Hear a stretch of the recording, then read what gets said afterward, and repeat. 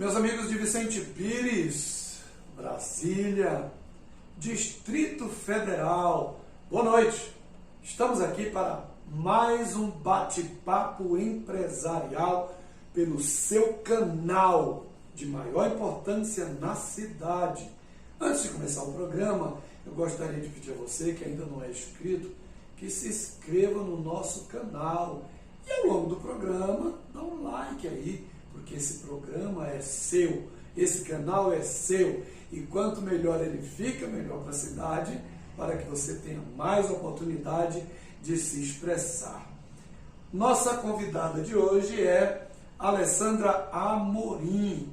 Ela é perita contábil e é da Controller Contabilidade. Boa noite. Boa noite. Tudo bem? Tudo jóia. Seja bem-vindo ao nosso bate-papo empresarial. Obrigada pelo convite.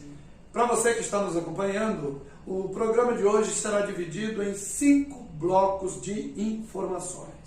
Nós vamos começar o programa falando de microempreendedor individual, quase não sai, Deus do céu. Imposto de renda, tributos, programas de incentivos do governo, GDF e governo federal, e por fim, nós vamos a perguntas do telespectador. Bom, Alessandra, o programa se sente muito honrado, muito feliz por recebê-la aqui. Você sabe que não só o Distrito Federal, mas o mundo vive uma crise e que afeta principalmente o empresário, as pessoas que geram renda e geram receitas para o Estado. O Distrito Federal não é diferente e trazendo para o nosso núcleo aqui Vicente Pires. Nós temos mais de 3 mil empresários que também estão sentindo na pele todo esse quadro de dificuldades a partir da pandemia, desde 2020. Nosso primeiro bloco, nós vamos falar de microempreendedores individuais. Quais as dicas que você pode dar para as pessoas que já são microempreendedores e para aqueles que desejam ser? Então vamos começar assim com a dica para quem deseja ser. Gente, ser microempreendedor individual é uma forma de formalizar aquele trabalho informal. Às vezes eu sou um cachorro-quente, sou uma doceira e estou ali em casa totalmente informal. Com o CNPJ de microempresário individual, você vai poder virar uma empresa e ter alguns benefícios, créditos, vai ter um pouco credibilidade também na hora de vender o seu negócio. Então, quando você compra com CNPJ, é diferente de você ser pessoa física. E a segunda pergunta quem quer ser? Quem quer ser, né? Quem quer ser é essa dica. A primeira seria quem já é? Quem já é. Para quem já é, gente, a dica que eu deixo: cuidado com o faturamento. O faturamento de microempresário individual é até R$81 mil ano.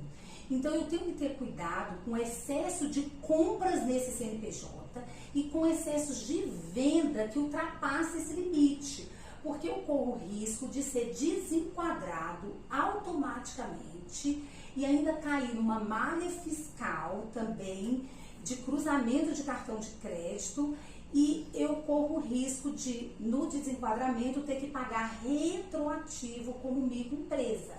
Então, essa é a dica que eu deixo para o microempresário individual. Muito bem, na relação de prestador de serviço e a pessoa tomadora de serviço, o contratante, ser um microempreendedor individual facilita ou dificulta essa relação? Facilita muito. Olha bem, se eu contrato uma pessoa jurídica, é de uma pessoa jurídica para uma jurídica. Além da credibilidade de eu estar contratando uma pessoa jurídica, e o risco trabalhista também. Quando eu contrato uma física para uma jurídica, eu corro o risco de todos os riscos trabalhistas naquela contratação. Eu corro o risco de, primeiro, o CLT, que encarece muito, Um funcionário, como pessoa física, ele custa 105% do valor do salário dele para uma empresa normal, de lucro presumido e lucro real. Numa empresa do Simples, ele custa 85% do valor do salário dele. Então, quando eu contrato uma microempresária individual, eu também diminuo os meus riscos de CLT. Temos alguns detalhes para serem observados, tá, gente? E aí, uns contratuais, que eu posso deixar aí para uma segunda dica. Mas aí eu pergunto, nesta relação prestador-tomador, ou seja, eu que ofereço meu serviço e alguém que está me contratando. Geralmente, esta relação, vamos usar o caso de um pedreiro, por exemplo. Esta relação, ela sempre foi uma relação verbal. No momento em que eu sou constituído, que eu viro MEI, esta relação pode continuar verbal ou precisa ser identificada a partir de um contrato de trabalho? Eu acho que para a segurança jurídica de ambas as partes, sempre o contrato é importante. E também, o microempresário individual está isento de emissão de nota fiscal em algumas atividades. Mas ele pode declarar aquilo ali, hoje, e num custo pequeno, que ele vai pagar R$60 de imposto. Então, assim, facilita muito para ambas as partes a segurança jurídica da relação das duas partes. Muito bem. Você acabou de falar em R$60 de custo mês. É só isso? Ou tem mais alguma outra coisa que possa vir a ser colocada como despesa para esse cidadão que prestava um serviço e não tinha nenhum custo operacional? Não, é só esse, e esse custo ainda lhe dá direito a uma garantia de previdência social de um salário mínimo. Então, em um caso de acidente ou de invalidez, ou até mesmo para efeito de aposentadoria, esse microempresário individual ele está coberto a um salário mínimo de garantia pela Previdência Social. Então, o custo é só esse, e ainda dá garantia de outras coisas, ele ainda pode admitir até um colaborador sendo um microempresário individual. O que você está falando de garantia, a gente pode chamar de benefício? De benefício pela Previdência. É um benefício que eu tenho de estar recolhendo esse serviço. Hoje, por exemplo, informalmente, se acontecer alguma coisa, eu vier a falecer, um acidente, uma mulher, por exemplo, que engravidar. Se eu sou uma microempresária individual, eu tenho direito a uma licença maternidade de um salário mínimo de 4 meses de licença maternidade, pago pela Previdência Social. Tá? Então, assim, além dos 60, eu tenho outros benefícios que não é somente o contrato e esse custo. Então, eu também posso aqui afirmar que a partir do momento em que eu viro um microempreendedor individual, um MEI, as portas se abrem mais, porque diminui o custo do contratante para ter o meu serviço? Com certeza, além de diminuir o custo do meu contratante, eu diminuo o risco do meu contratante. Porque quando eu faço um negócio com um pedreiro, por exemplo, que foi o seu caso, pessoa física, eu corro risco de um acidente de trabalho, eu corro risco de uma reclamação trabalhista, porque foi uma coisa extremamente informal, como você colocou.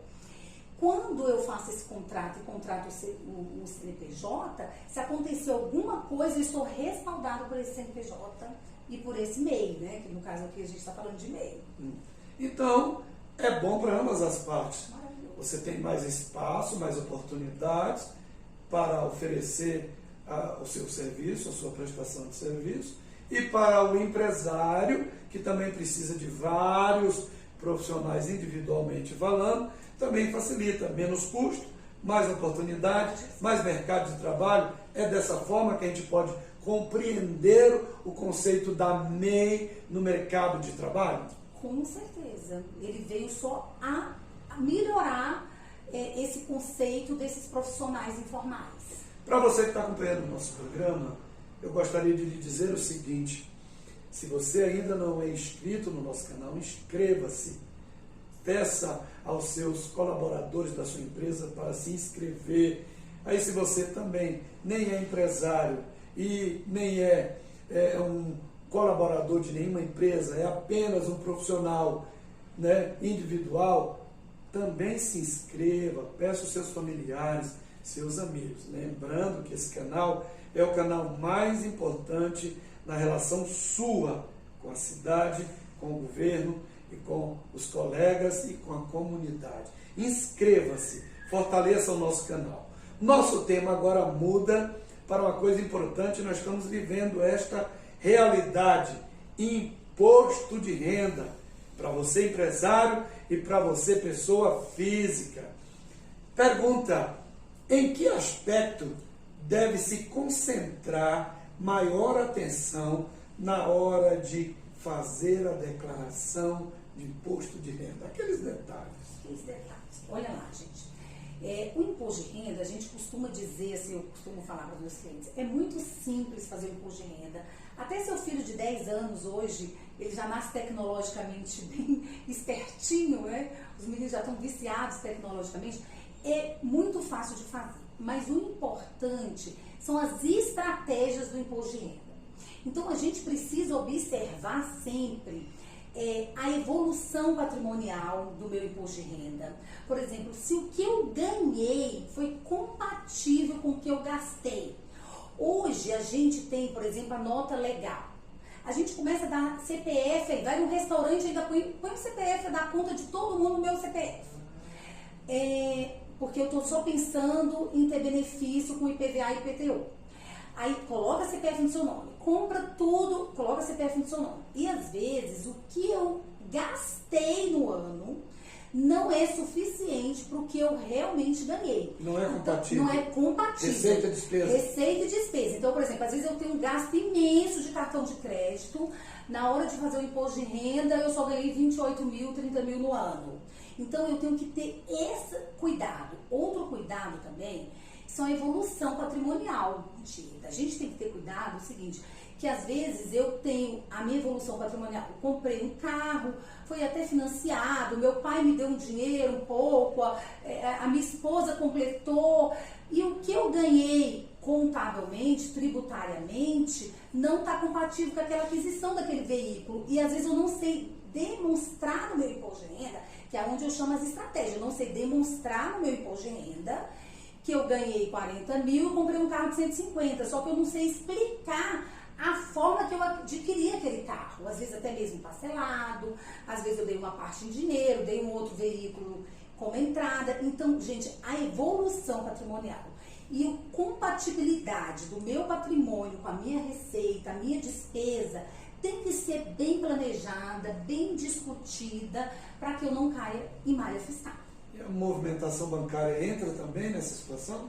Olha, gente, hoje é um cuidado que a gente tem que ter muito grande com a movimentação bancária, que existe o E-Financeiro, que é uma declaração onde os bancos informam para a Receita Federal, para o COAF, todas as informações e transações bancárias.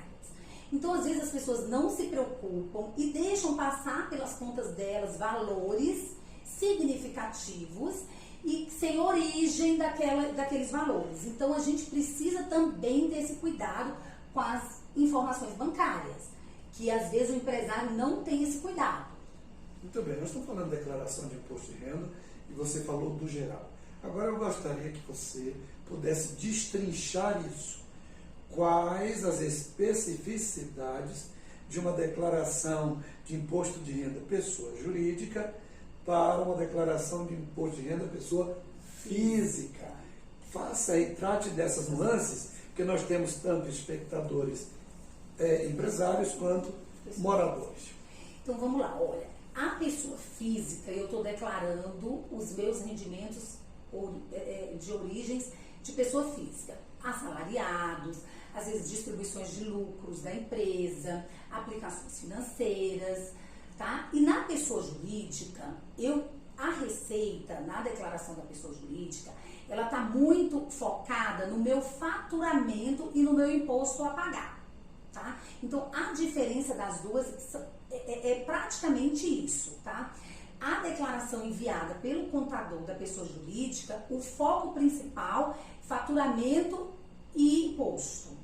Na declaração da pessoa física, o foco principal da Receita Federal é realmente a evolução patrimonial que ocorreu do ano todo. O que ocorreu durante o ano. A diferença das duas. Muito bem. Alguma dica sobre o que a gente deve ou não deve, o que pode ou não pode ser inserido na declaração de pessoa física? O que eu aconselho que seja inserido tudo e da forma correta. Eu devo no meu, a gente chama de ajuste anual, né? Geralmente eu dou essa dica para os meus clientes, o seguinte: eu devo fazer aquele acertinho financeiro no final do ano.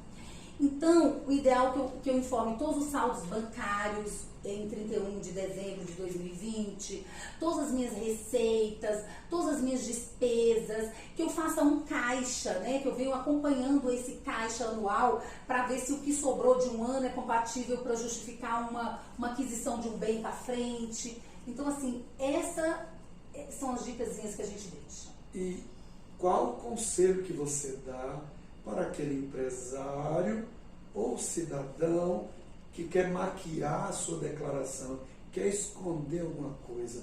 Qual é o seu conselho? Gente, eu aconselho, não façam isso. Porque hoje em dia nós temos assim 6 formas de cruzamento de CPF de dados. Através do E-Social, o ECF. Hoje em dia, quando eu, por exemplo, faço uma rescisão, na hora que eu envio o E-Social, o colaborador, antes do seu contador te mandar, ele já tem o valor da rescisão dele. A Receita também tem. Então, assim, os cruzamentos das informações são muito rápidas. Qualquer transação em cartório ou Detran já é informado para a Receita. Então, assim, eu não aconselho fazer nenhum tipo de maquiamento. Senão cai na malha. Cai na malha. Se eu não cair hoje, eu vou ter problema na frente, entendeu? E às vezes, por exemplo, tem muita gente que fala, lotes aqui em Vicente Pires, por exemplo, é irregular. Eu declaro ou não declaro? Meu lote não tem escrituração, meu lote tem... Declara, porque eu vou gerando histórico para te mostrar onde eu adquiri esse imóvel. E outra coisa, eu comprei um lote aqui em Vicente Pires há 20 anos atrás por 20 mil, hoje ele está valendo 400 mil. Então, se eu não venho informando isso, como que eu justifico a origem desse lote um dia que eu queira vender ele, por exemplo? É um barato que sai caro? É um barato que sai caro. Muito bem, espero que você que está nos acompanhando esteja gostando da nossa temática. Nosso objetivo aqui é de falar de contabilidade em 2 aspectos, tanto pessoa física quanto pessoa jurídica, para que você tenha a oportunidade de tirar suas dúvidas e, consequentemente, ficar mais tranquilo em relação a todos os processos da sua contabilidade pessoal ou empresarial. Fechando, agora nós vamos para tributos. Bastante atenção. Na linguagem contábil, vocês contadores, peritos, falam muito em receitas ou rendimentos tributáveis, não tributáveis. Só que nós não entendemos nada disso, não sabemos o que é isso. Pode explicar para nós? E agora, nesse momento de imposto de renda, é muito importante você entender a diferença em tributos isentos e não tributáveis e dos rendimentos tributáveis. O que são os rendimentos tributáveis, gente? Existem algumas aplicações financeiras, por exemplo, o ganho que eu tenho de aplicação financeira, ele é um rendimento tributável. A parte que eu apliquei, então vamos dar um exemplo, eu apliquei 100 mil. Esse 100 mil ele é isento, porque já era meu. Mas o ganho que eu tenho sobre essa aplicação de investimento, aí os jovens que estão super na moda fazer aplicação financeira, os 20 mil que eu ganho de ganho ali, ele já é tributável. Vamos dar outro exemplo. Aluguéis. Os aluguéis são tributáveis. Distribuição de lucro da empresa. Eu tenho uma empresa bem contabilizada. Eu paguei todas as receitas. Eu tive a receita. Eu paguei todas as despesas. Não devo nada. O que sobra é lucro. Esse lucro, ele é isento, não tributável para os sócios. Então, assim, tem N fatores de tributáveis e não tributáveis. Mais uma vez, eu aconselho uma orientação contábil né? Procure os contadores aqui da região, procurem Seu os contadores contador, de vocês, para que vocês assim possam estar bem orientados nas informações e não fazer coisa errada, né? Tá bem orientado é sempre bom. Muito bem. O brasileiro gosta muito de consertar o problema e não de evitar o problema. Eu poderia dizer aqui que ter uma relação mais próxima do contador, trocar informações no cotidiano e não só quando necessário, seria um caminho para diminuir o problema, tanto para o empresário quanto para o cidadão? Conselho, gente, os contadores são bem orientados, eles estão à disposição dos clientes deles, né? Nesses momentos de dificuldade. E às vezes você nem sabe que pode contar com ele. E você pode contar com o seu contador, que ele vai estar assim de portas abertas mesmo para te atender. Porque é um prazer para o contador estar ajudando a sociedade e o empresário. Muito bem, nós estamos falando de rendimentos, ou seja, lucro, vantagem, um dinheirinho a mais, tributável ou não tributável. Onde eu não pago imposto por ele, porque a empresa já pagou. Eu queria dar uma deixa nessa fala sua, Geta. Uma coisa importante, gente. Por que esse dinheiro é isento não tributável? Porque eu, como pessoa jurídica, já paguei imposto por aquele dinheiro. E quando ele volta para o sócio da empresa com título de distribuição de lucro, ele volta isento não tributável, uma vez que já foi pago o imposto por ele, tá? Senão não porque a receita é boazinha, não. Senão seria bitributável. Senão seria bitributável. Outra coisa também importante, que às vezes eu tenho um salário lá na minha empresa de 2 salários mínimos, 1 salário mínimo, mas eu tenho o meu isento não tributável, que é a minha distribuição de lucro mensal, que justifica a minha vida, né, pessoal, para pagar os meus custos pessoais, escola de filho, inglês, um custo familiar, compras, né? Então, assim, eu preciso desse distribuição de lucro antecipado para que eu justifique os meus gastos mensais. Muito bem. Nós estamos falando das empresas que tiveram lucro.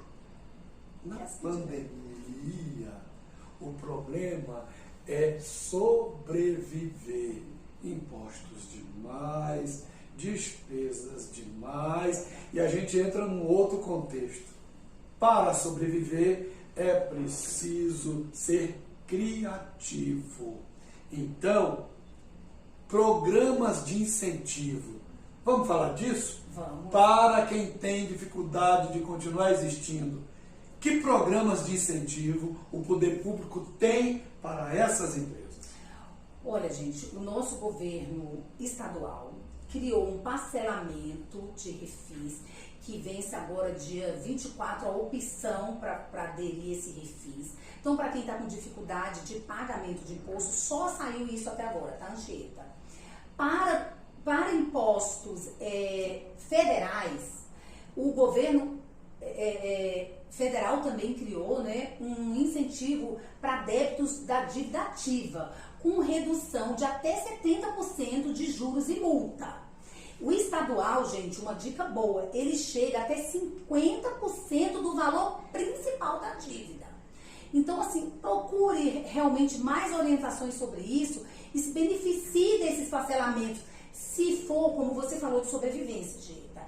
Isso é a necessidade agora, às vezes também, o parcelamento dos impostos não é a sua necessidade agora. Esses foram 2 benefícios que foram criados esse mês. Eu acredito, como empresária, que vão sair novos benefícios se a gente continuar, né, dessa forma, nessa pandemia, com essas dificuldades todas, né? Igual o ano passado saiu várias MPs. Eu acredito que vão sair. E a gente comentou também sobre o CRED DF, que saiu um crédito de 2,5 milhões para empresários no banco do BRB.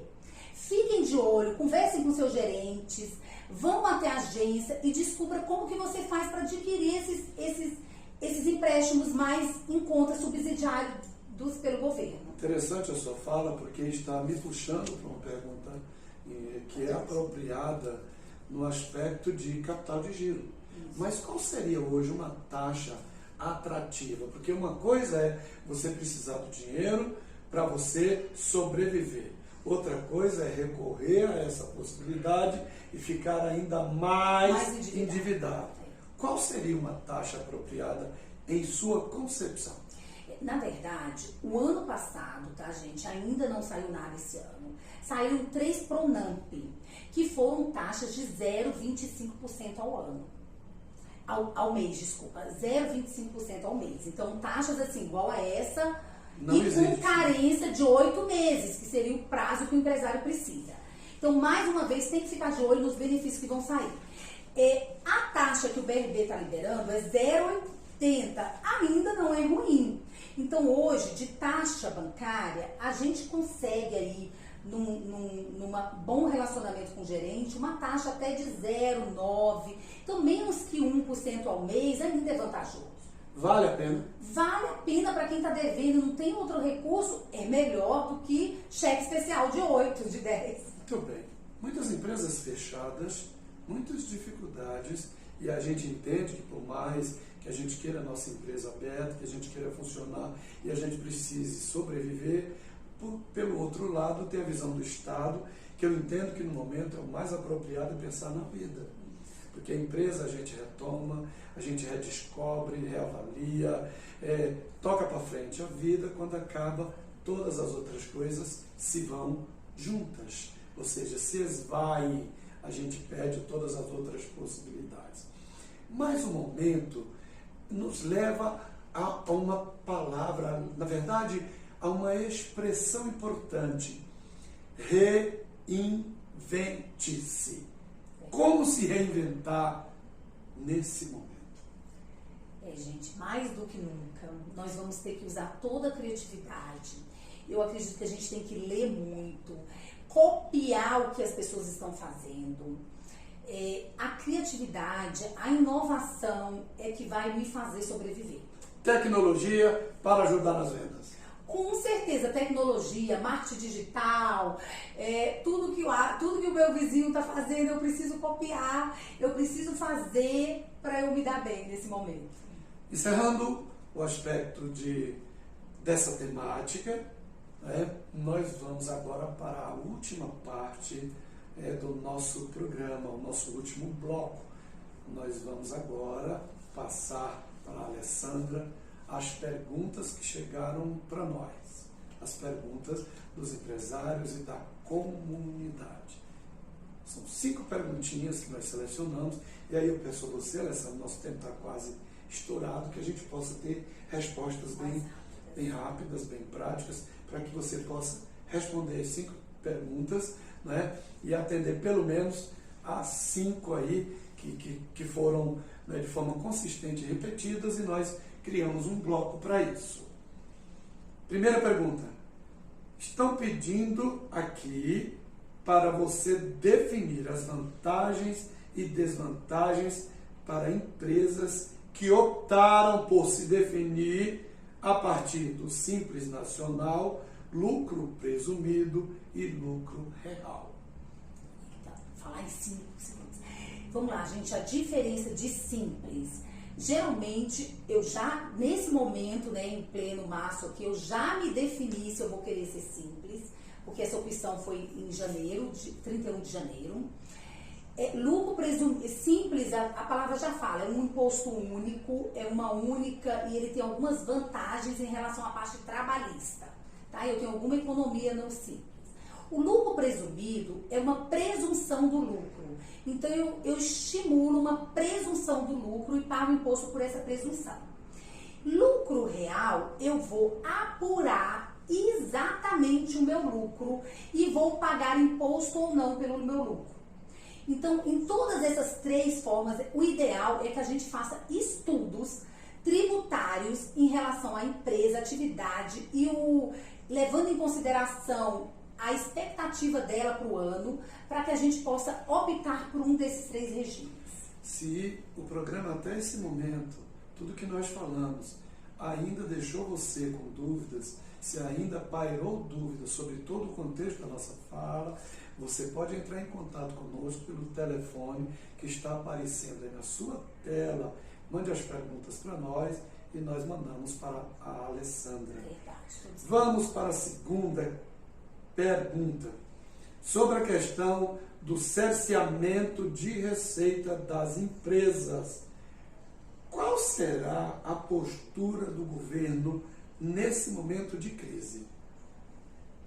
Como eu coloquei, né? A gente não saiu nada ainda nesse momento, gente, sobre nenhum benefício, nenhuma MP, de como trabalharmos com os funcionários, de quais são prorrogações de impostos, igual ocorreu o ano anterior. Então, assim, eu acredito que vai sair, tá?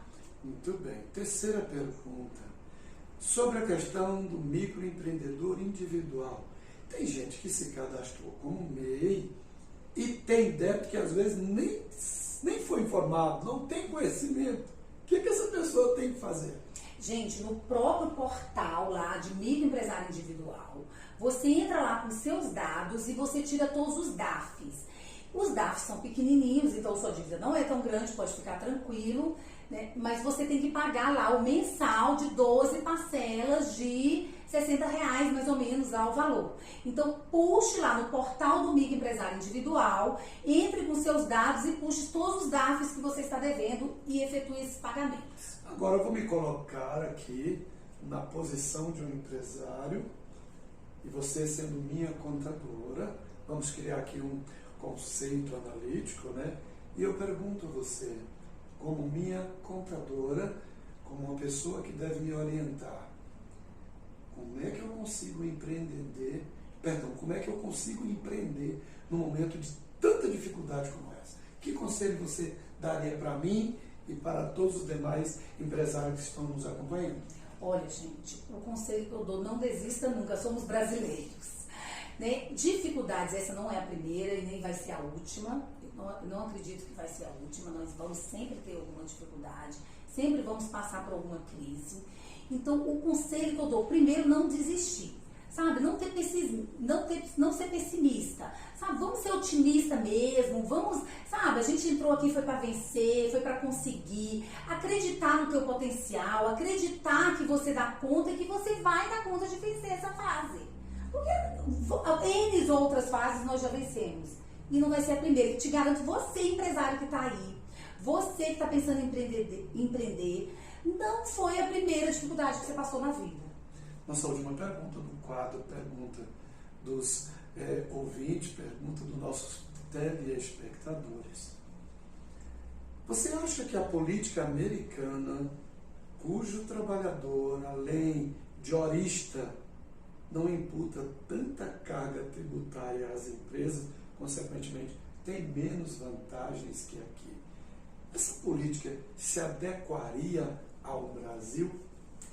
Para isso, eu acho que precisaríamos mudar a mentalidade, né, principalmente dos colaboradores das nossas empresas. É um avanço muito grande e os nossos colaboradores, infelizmente, eles não têm noção do custo deles para uma empresa. Às vezes, o que pagamos para o colaborador é pouco, mas o que nos sai do bolso da empresa é muito alto. Então, assim, precisávamos mudar essa cultura de mentalidade, né? A gente vê nos Estados Unidos, a gente conhece que as pessoas trabalham realmente ali por amor, por necessidade, por um bom atendimento. E hoje a gente ainda não tem essa mentalidade. A gente precisava, tem muita gente que trabalha resmungando, reclamando, cuspindo às vezes no prato que come, falando mal da empresa e não veste aquela camisa de que, peraí, eu tô aqui para fazer o meu melhor e me entregar o meu melhor para a minha empresa e para o meu patrão. Alessandra, muito obrigado. Obrigado pela entrevista, pelos esclarecimentos. Esperamos que o nosso conteúdo de hoje tenha sido satisfatório e possa ter atendido a todas as suas expectativas. Repito, se você ainda não é inscrito no nosso canal, inscreva-se agora e deixe um like sobre o nosso programa de hoje. Meu nome é professor Anchieta Coimbra e nós encerramos aqui mais um programa Bate-Papo Empresarial. Até a próxima. Até.